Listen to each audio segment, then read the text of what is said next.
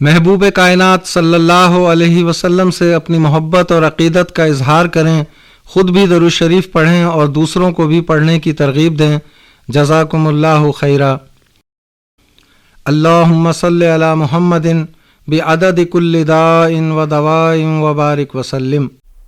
ایک اور حدیث مبارکہ نبی مکرم صلی اللہ علیہ وسلم نے بیان فرمائی ہے۔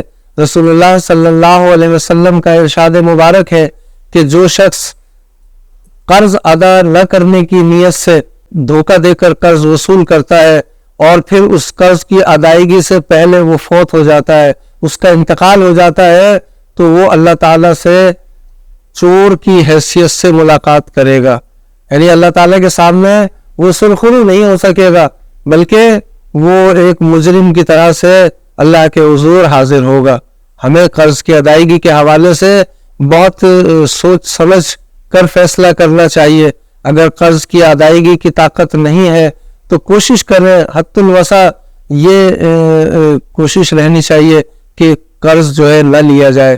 بحالت مجبوری اگر قرض لیا ہی جائے تو پھر نیت تو کم از کم اچھی ہونی چاہیے کہ وہ حالات بہتر ہوتے ہی جو ہے قرض ادا کر دے گا۔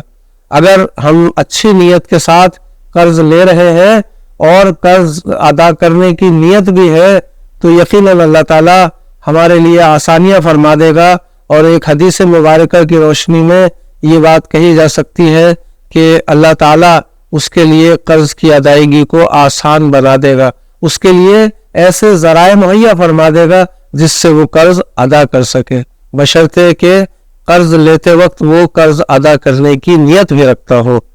ہمارا یوٹیوب چینل ڈاکٹر عبدالسلام عادل ضرور دیکھیں اور ویڈیو ان لوگوں تک بھی پہنچائیں جنہیں اس کی آپ سے زیادہ ضرورت ہے۔